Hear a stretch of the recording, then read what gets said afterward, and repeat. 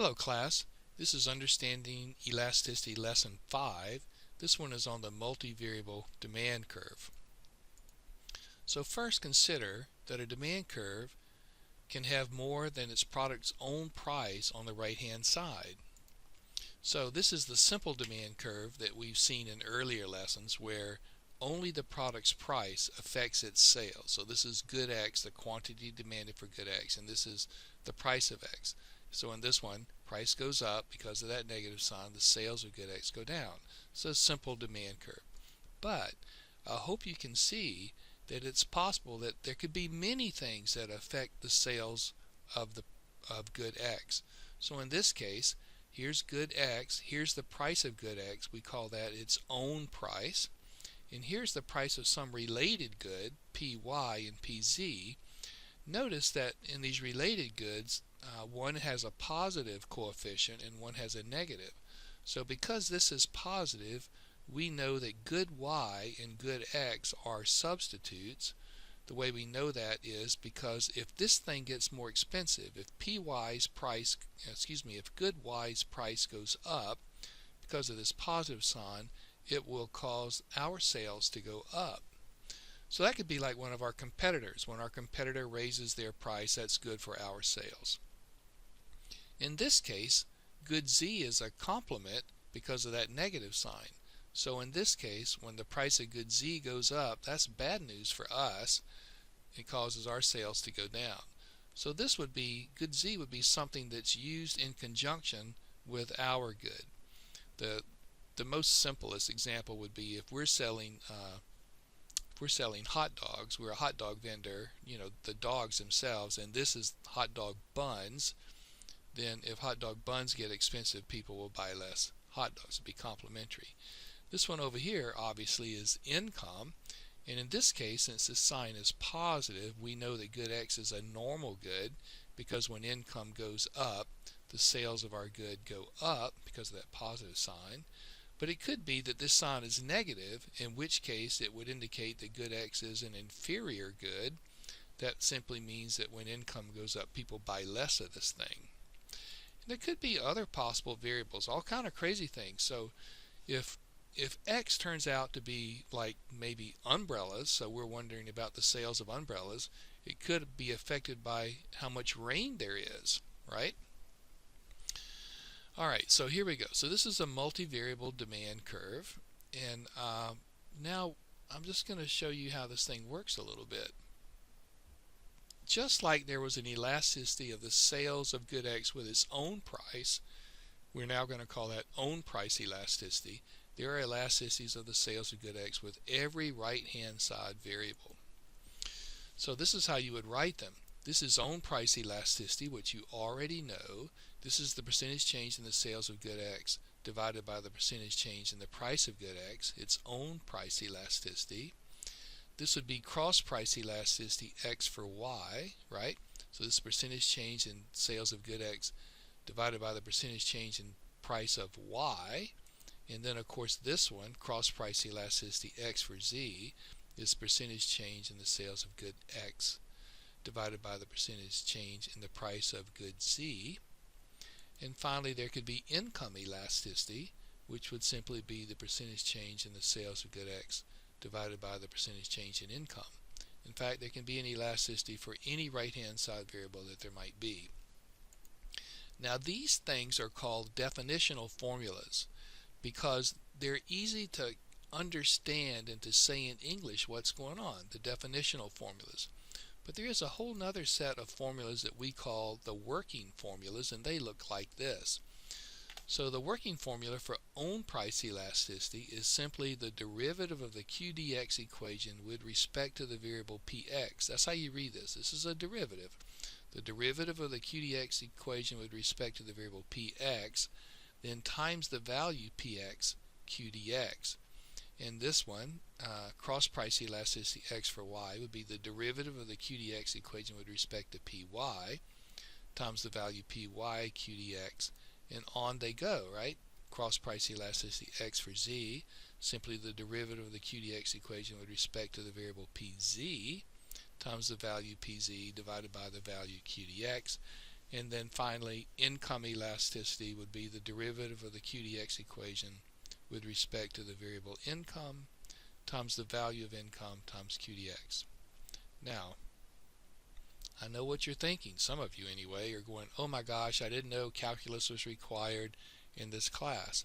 No, actually calculus isn't required. But I'm going to show you, oh yeah, I forgot, these are called the working formulas. I'm going to show you how to very easily figure these derivatives. You don't need a class in calculus to figure this. First, this one right here, the derivative of the QDX equation with respect to the variable px is very simply the coefficient on px. So this crazy thing right here, this derivative, is simply minus 5. Now these things over here are the values of px and py. So I'd have to tell you what this is. Px would be some number and qx would be some number. These are values. This thing in yellow, these are not two values. This is read as the derivative of the QDX equation with respect to the variable px. Alright, let's do the next one. So this thing, what do you suppose this is? The derivative of the QDX equation with respect to the variable py is simply the coefficient on py. So that thing right there is going to be plus 4. And this thing down here is simply the coefficient on pz. It's going to be minus 3. And this thing down here is simply the coefficient on income. And in this case, it's going to be a positive 0.2. So those are our derivatives. Now, let's go ahead and create some values to see if we can calculate these elasticities. So let px be 20, right? Let that thing be 20. Let py be 40. Let pz be 60. I'm just making up these numbers. And let income be 100. Now if I tell you those values, this is 20, this is 40, 60, and 100, then you can, with your calculator, figure out what QDX is. You just plug these values in here, right, in your calculator, and you will figure that QDX is 180. So based on these things that I'm giving you in this formula, you can figure QDX is 180. Alright, so here's all our values. Now, what is own price elasticity? Okay, it's the derivative of the QDX equation with respect to px, that's this number right here, minus 5, times the value px, which is 20, divided by the value QDX, which is 180. So it's minus 5 times 20 divided by 180 gives us this number, minus 0.55. Cross price elasticity is the derivative of the QDX equation with respect to py.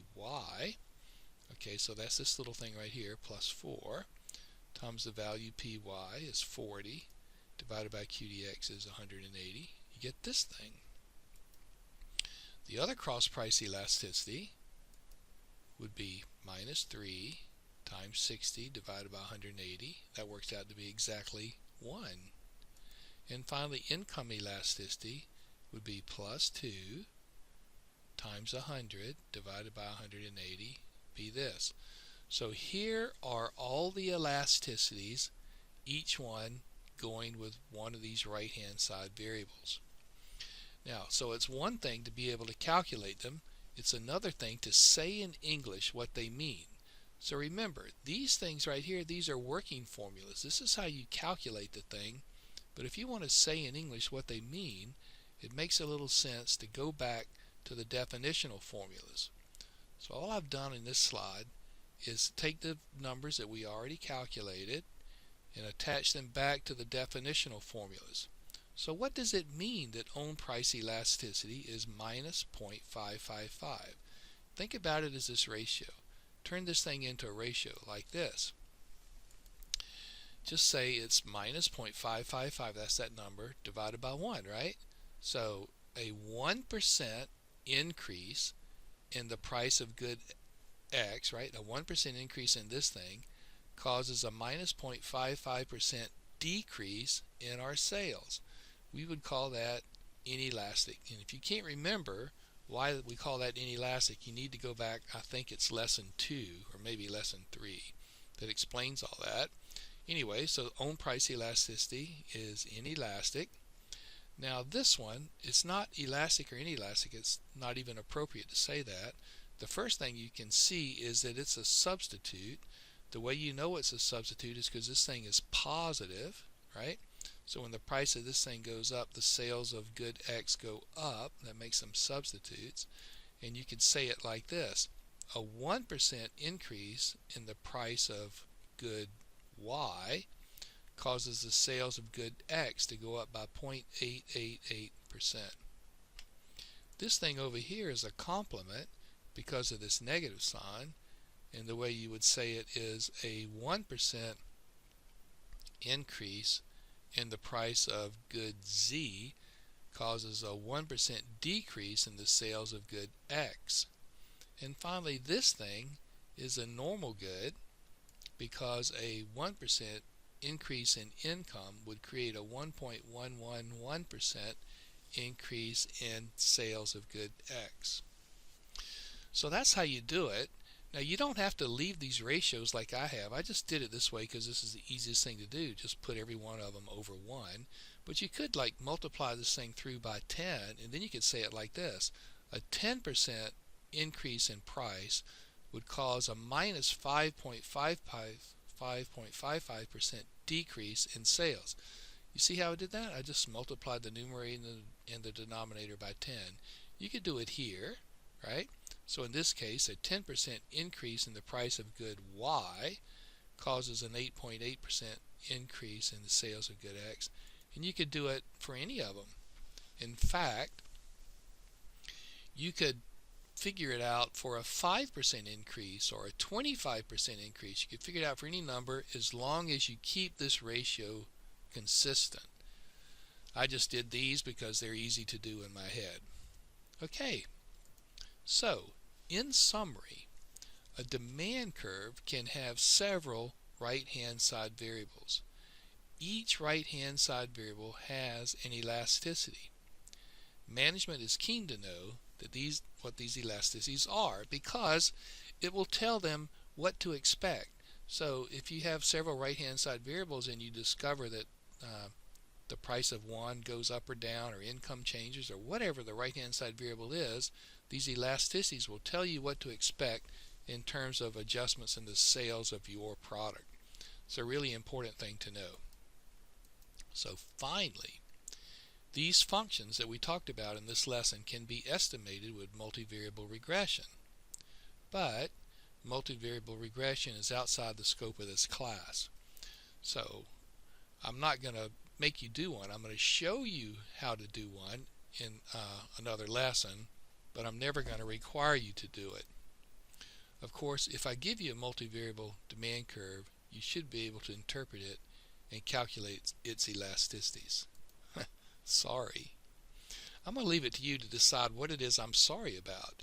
Am I sorry that multivariable regression is outside the scope of this class? Or am I sorry that I'm going to give you a multivariable demand curve in some assignment and ask you to interpret and calculate its elasticities? You can decide. In any event, I hope you found this lesson useful. Okay, bye-bye.